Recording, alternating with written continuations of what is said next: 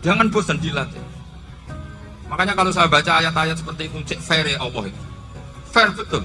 Gak apa-apa saya punya pesaing kata Allah, tapi yang imbang dong. Pas aku gawe langit ya bantu lah. Atau ada langit tandingan lah kira-kira. Kalau saya bikin bumi ya ada bumi. Nah misalnya sekarang orang Cina bikin matahari, materinya dari mana coba? Dari yang sudah ada sekarang kan? Tetap saja gak ikut bikin kan?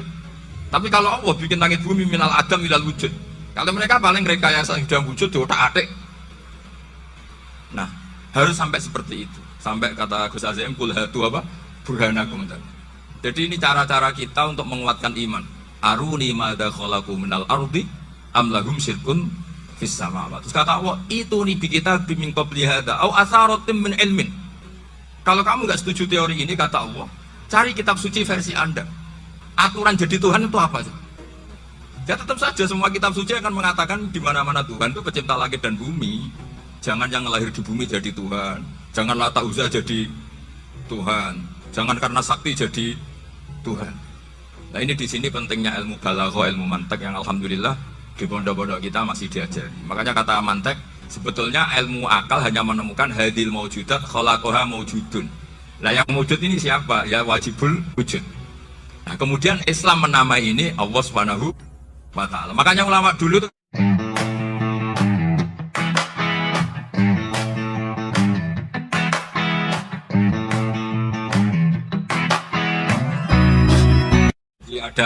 ada riwayat namanya kalau Said Muhammad bahasakan itu Ataqoh Somadiyah. Kalau di Indonesia kadang orang bilang Al-Ataqoh Al-Kubro, yaitu dengan membaca surat Ikhlas. Di sini jumlahnya hanya 100 kali, ila 1000 kali. Tadi berapa teman? 700 juta ini sudah susuk banyak ini. Di sini hanya 40, riwayat lagi 100, 1000. Terus sampai tadi berapa? 800 juta. Wah ini sudah susuk ini. Itu anak cucu sampean pasti masuk surga itu kalau gitu. Ini saya baca, ini kitabnya Syed Muhammad. Suratul Ikhlasi wal Itqu minan nar. Akhrajat Tabrani fil Kabir an Fairuz ad-Dailami wa Ibnu Uqtin Najasi. Waqad khadaman Nabiyya sallallahu alaihi wasallam. Orang ini jadi khadimnya Nabi. Qala Rasulullah sallallahu alaihi wasallam, "Man qara'a qul huwallahu ahad mi'ata marratin fi shalat aghairiha kata bawahu lahu baru'atan minan nar." Ini hanya berapa ini? Mi'ata marrah. Berarti kalau satu orang itu cukup 100. Tadi sudah untuk 7 turunan tadi untuk. Ya, untuk 7 turunan cukup. Untuk 7 turunan. Ini sudah susuk ini sudah susuk ini. Aduh, ribet ini. Nah ini tak cari pembenarannya ini supaya keren.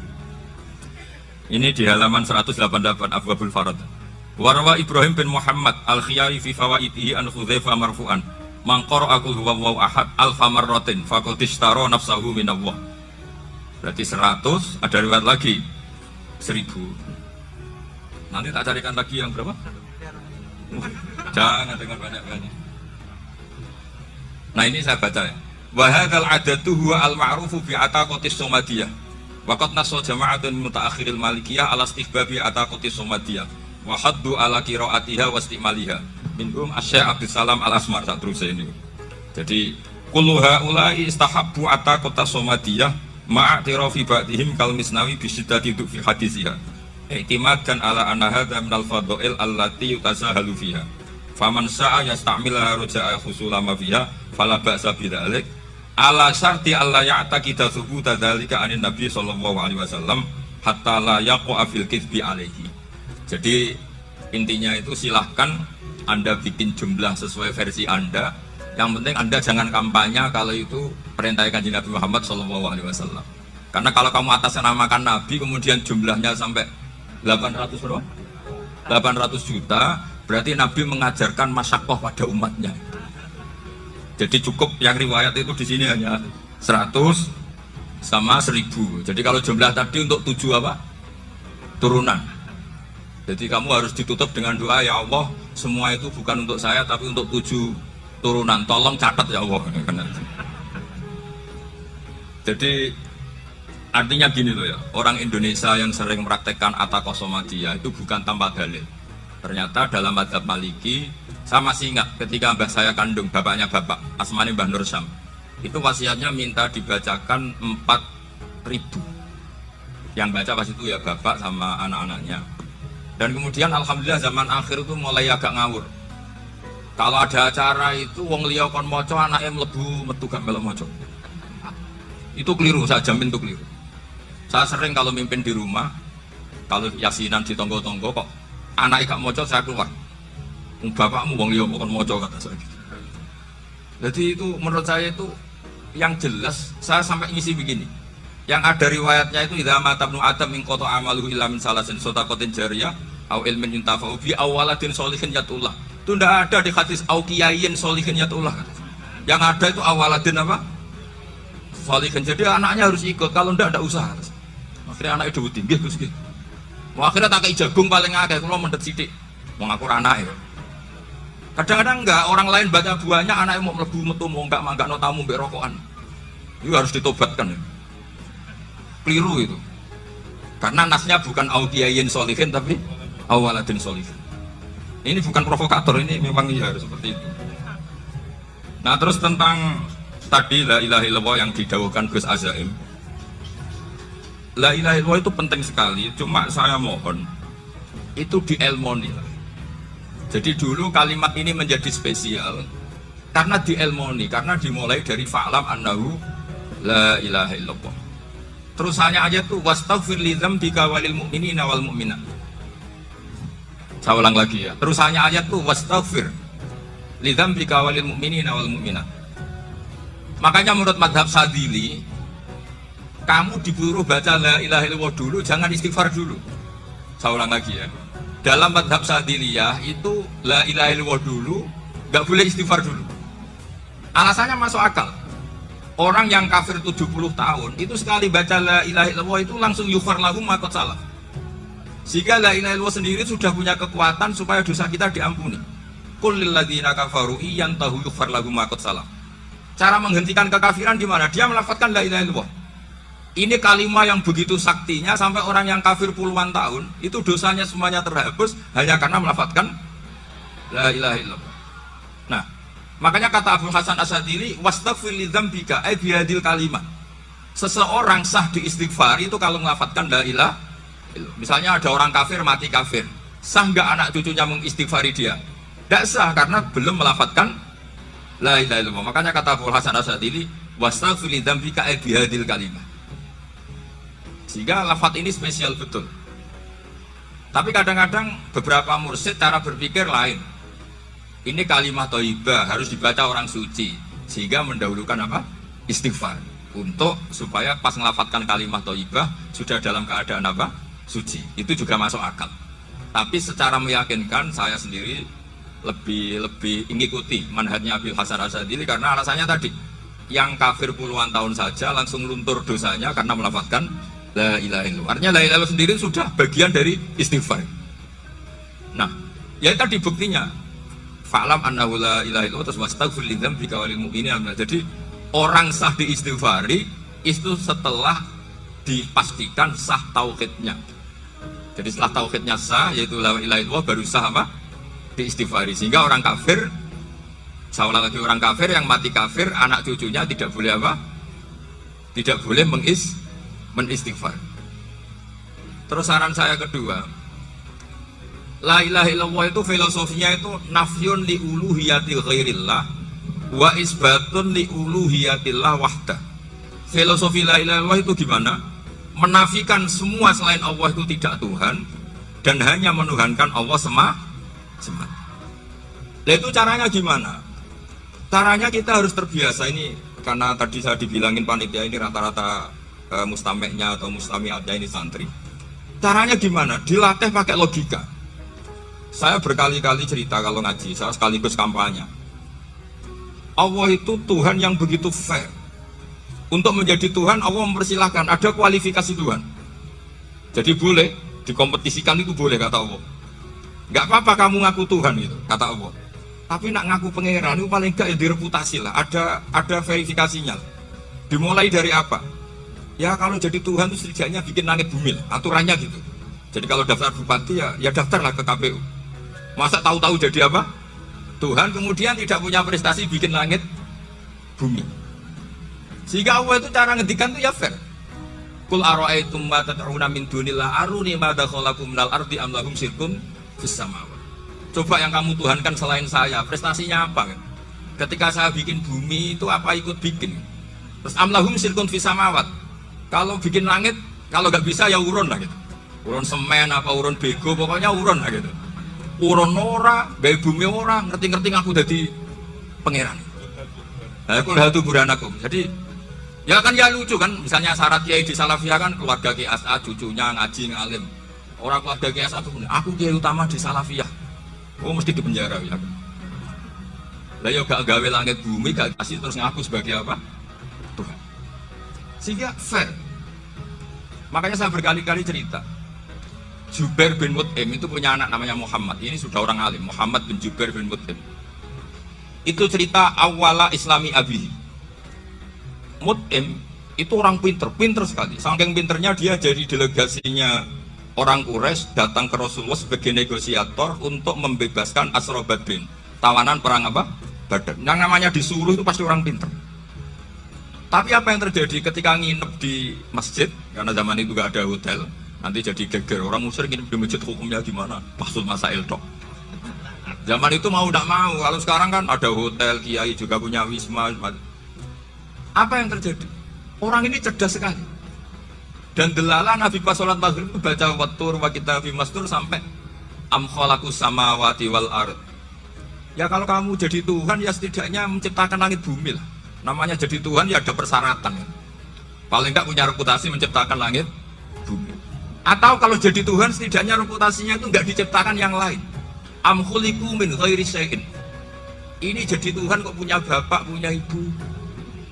Ini jadi Tuhan kok lahirnya di bumi. Ada tanggal lahirnya, ada tahun. Masa jadi Tuhan kok dulu buminya? Pokoknya walhasil itu.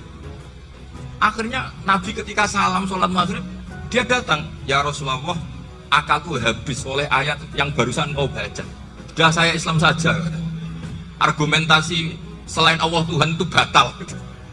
Jadi ya khatamannya tadi lah 1000 atau berapa lah, jangan banyak-banyak. Juga kasihan malaikat yang nyatet kan. Wong baru subhanallah alhamdulillah aja di teks hadisnya at-abad al-malaikah gak ditanya. Itu baru subhanallah alhamdulillah itu sudah mencapaikan malaikat. Makanya saya wiridan tuh arang-arang kasihan malaikat karena nanti jadi itu ya ada madhabnya itu jadi kalau Gus Zaim sholat lama tak saingi sholat cepet itu sama-sama ada madhabnya. Yang cepet kayak saya tadi setan pas tata-tata mau goda pas rukuk saya sudah itidal, mau goda itidal saya sudah sujud pusing dia.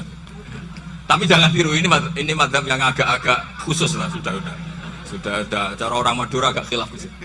Khilaf ini agak khilaf ini sudah. Tapi saya ingin lah, sampean kalau ngaji Quran itu dilatih berlogika. Jadi Allah itu fair. Nggak apa-apa kalian ngaku Tuhan tuh nggak apa-apa, tapi tunjukkan prestasi kamu apa. Aruni madza khalaqu minal ardi am lahum syirkun fis sama. Am khalaqus samawati wal ard. Diulang lagi, am khuliqu min ghairi syai'in. Setidaknya kalau jadi Tuhan itu ya nggak butuh yang lain lah. Masa jadi Tuhan kok wujudnya saja butuh orang lain, butuh bumi, eksistensinya butuh makan, butuh minum. Makanya Allah cara meniadakan uluhiyah selainnya itu Allah itu redaksinya itu mengena sekali. Itu tadi dengan cara-cara seperti itu.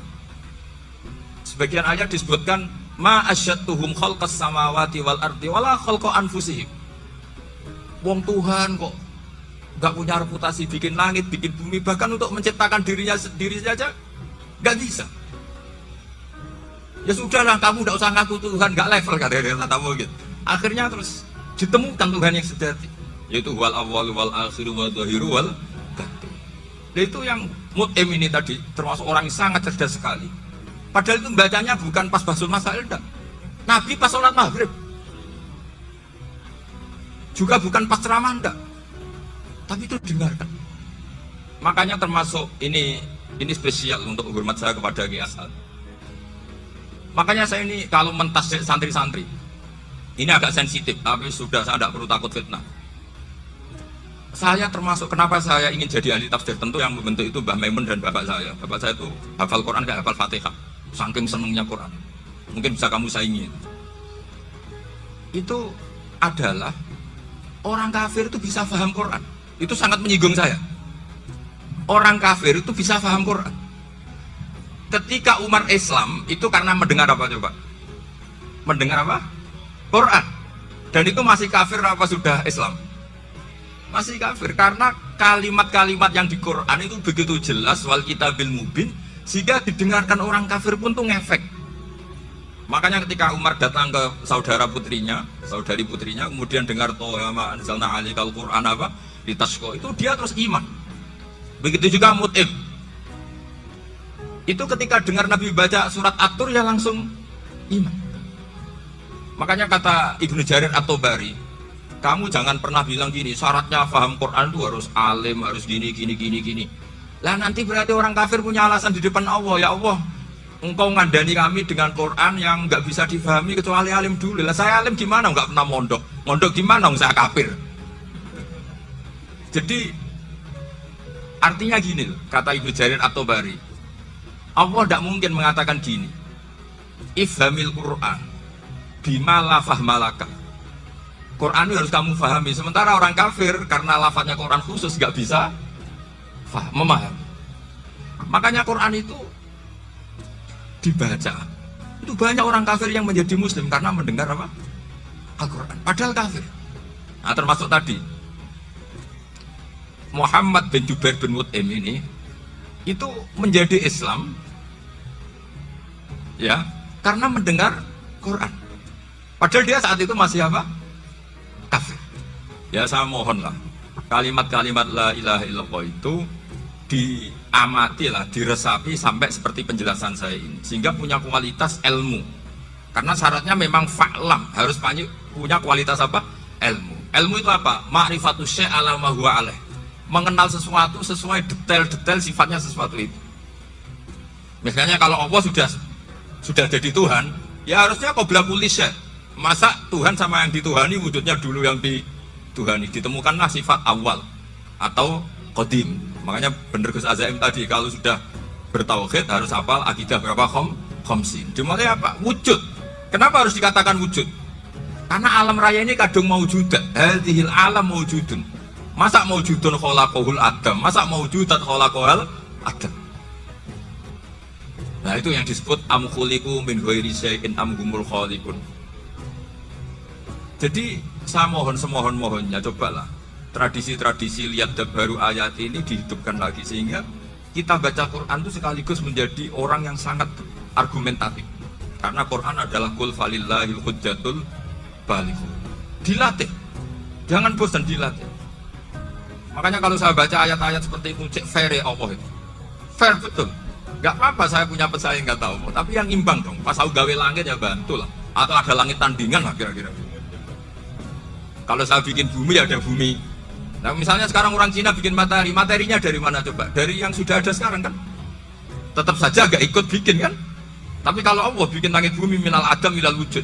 Kalau mereka paling rekayasa sudah wujud di otak-atik. Nah harus sampai seperti itu. Sampai kata Gus Azim kul hatu apa? Burhanakum. Jadi ini cara-cara kita untuk menguatkan iman.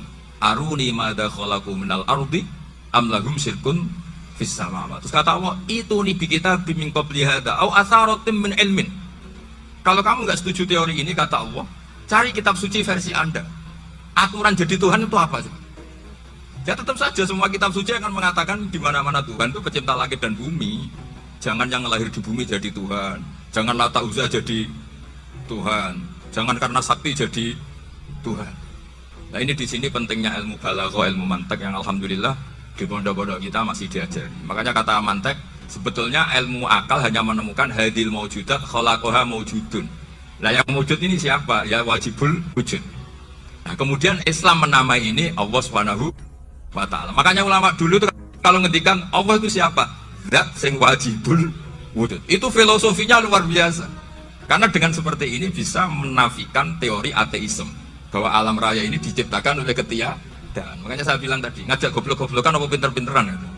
Lah nek ngajak goblok-goblokan yang ngene, hadhil maujudat khalaqahal adam. Terus kita goblok bareng. Loh iya kan barang maujud diciptakan yang tidak maujud. Wong ora wujud kok mempengaruhi sing wujud. Ya monggo nak goblok bareng kata.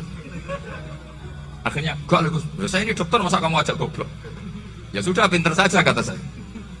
Alhamdulillah karena debat kecil ini dia menjadi nyaman lagi dengan apa? Islam. Memang saya tentu nggak bisa disalahkan doktoralnya karena di ilmu yang selain apa? Teologi gitu. Tapi kan polanya dia pasti pinter. Makanya ini sekaligus mengingatkan anak-anak lah. Kecakapan menjelaskan itu harus dilatih. Karena di antara kelebihannya Quran itu wal kitabil apa? Mubin. Yaitu kitab yang punya kemampuan menjelaskan. Ini yang terakhir saya beri contoh. Terakhir ini penjelasan Quran.